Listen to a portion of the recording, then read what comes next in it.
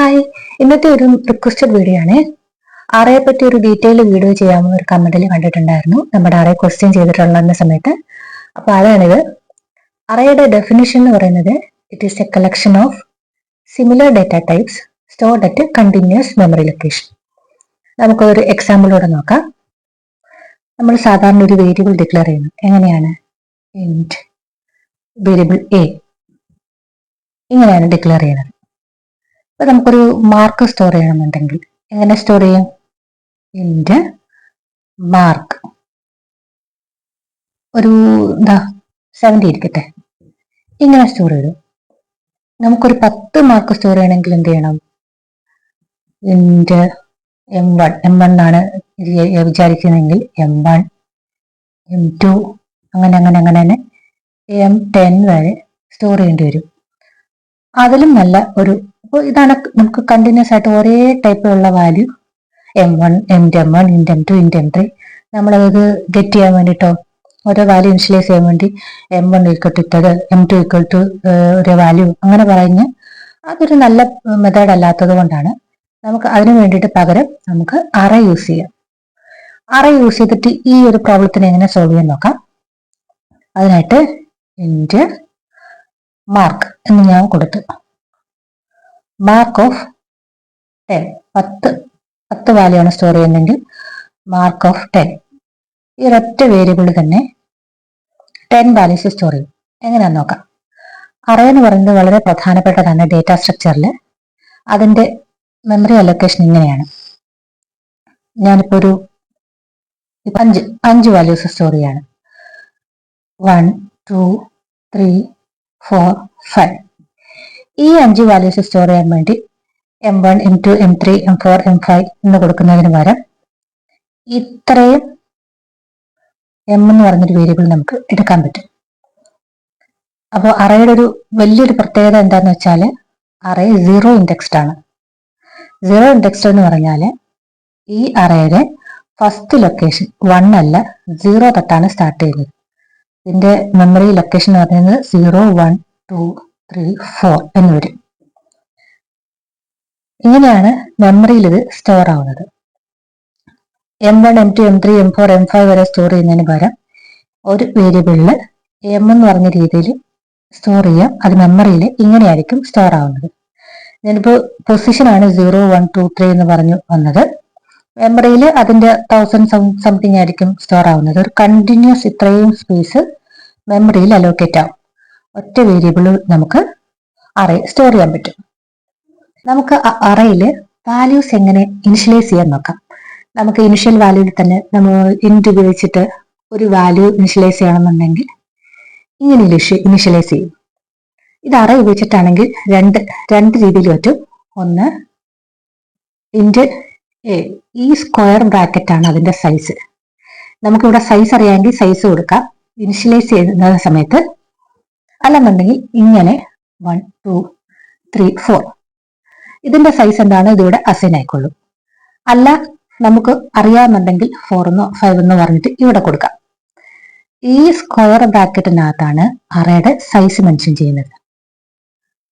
നമ്മൾ ഇതിപ്പോ വാല്യൂ അറിയില്ല അല്ലാതെ ഇനിഷ്യലൈസ് ചെയ്യാനാണെങ്കിൽ പോലും int A of 10 space allocate ചെയ്യാണ്. ഈ 10 എന്ന് പറയുന്നത് നമ്പർ ഓഫ് സ്പേസസ് ആണ്.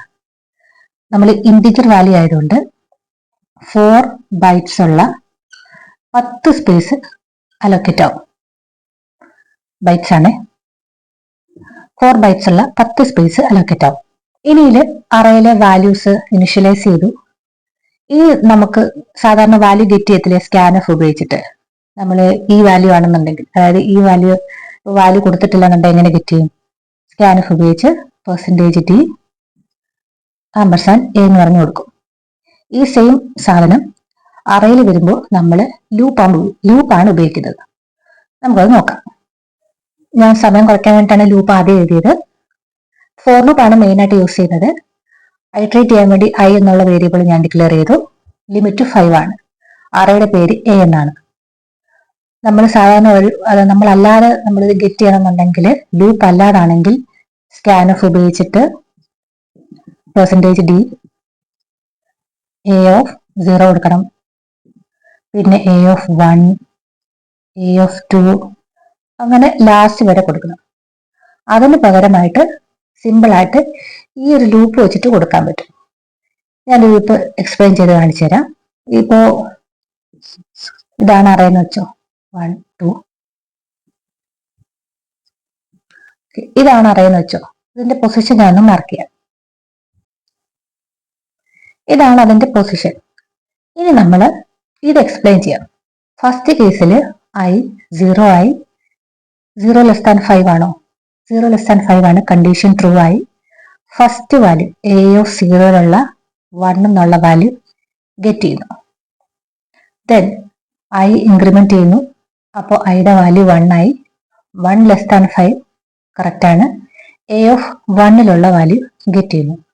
അങ്ങനെ ലാസ്റ്റ് വരെ 4 വരെ വരും. ഐ 4 വരെ ഈ കണ്ടീഷൻ സാറ്റിസ്ഫൈ ആവും. 4 മാറി 5 ആവുമ്പോൾ ഇത് ഫോൾസ് ആവും, ലൂപ്പിൽ നിന്ന് എക്സിറ്റ് ആവും. ഇങ്ങനെയാണ് വാല്യൂ ഗെറ്റ് ചെയ്യുന്നത്. ഈ സെയിം മെത്തേഡ് തന്നെയാണ് പ്രിന്റ് ചെയ്യാൻ വേണ്ടിയിട്ട്. സ്കാൻഎഫിന് വരും, പ്രിന്റ് എഫ് വരും, ഈ ആമ്പർസാൻഡ് സിമ്പിൾ കാണില്ല.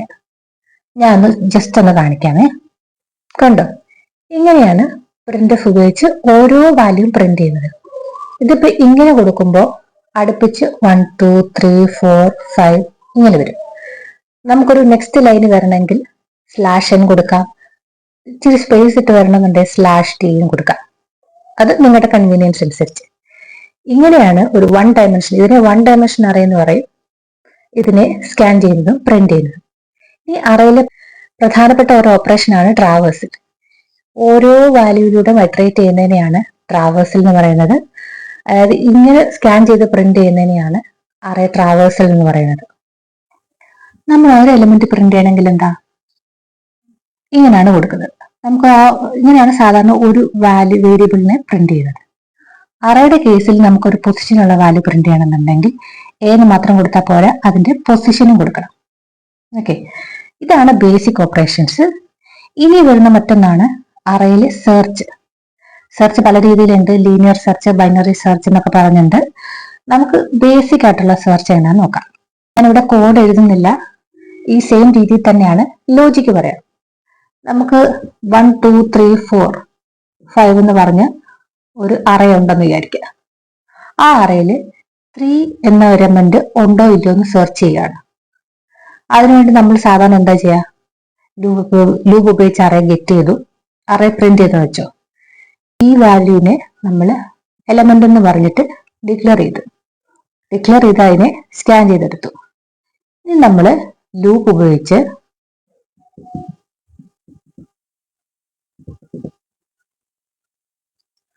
നമ്മൾ ലൂപ്പ് ഉപയോഗിച്ച്, ഞാൻ n എന്നുള്ള ലിമിറ്റ് ആണ്, ഈ ലൂപ്പ് ഉപയോഗിച്ച് നമ്മൾ അതിനകത്ത് കയറി ഇഫ് കണ്ടീഷനിൽ ഈ എലമെന്റ് അറേയിലെ ഓരോ വാല്യൂ ആയിട്ടും സെർച്ച് ചെയ്യണം. അറേ എ ആണെന്നുണ്ടെങ്കിൽ എലമെന്റ് ഓരോ വാല്യൂയിലും ഉണ്ട് എന്നുണ്ടെങ്കിൽ, അതായത് അതിനാണ് ഇഫ് കണ്ടീഷൻ യൂസ് ചെയ്യുന്നത്. ഉണ്ടെന്നുണ്ടെങ്കിൽ നമുക്ക് ഒന്നുകിൽ ഒരു ഫ്ലാഗ് വേരിയബിൾ സെറ്റ് ചെയ്യാം. കാരണം ചിലപ്പോൾ എലമെന്റ് പലയിടത്തായിട്ട് വരും. അപ്പോൾ ഉണ്ടോ ഇല്ലെന്ന് അറിയാനാണെന്നുണ്ടെങ്കിൽ ഫ്ലാഗ് സെറ്റ് ചെയ്യുക. ഫ്ലാഗ് ഈക്വൽ ടു 1 എന്നോ 0 എന്നോ കൊടുക്കാം. അല്ലാന്നുണ്ടെങ്കിൽ ഇവിടെ തന്നെ പ്രിന്റ് ചെയ്യിക്കാം. പല രീതിയിൽ നമുക്ക് നോക്കാം.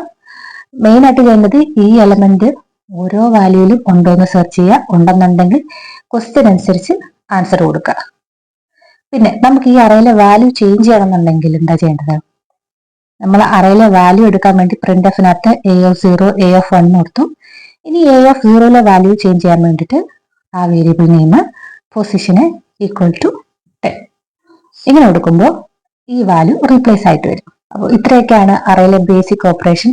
വേറെ കുറേ ഉണ്ട്. അതായത് സ്റ്റാക്ക്, ക്യൂ, അങ്ങനത്തെ ഡേറ്റ സ്ട്രക്ചറുള്ള കാര്യംസ് അറേ ഉപയോഗിച്ച് ചെയ്യാറുണ്ട്.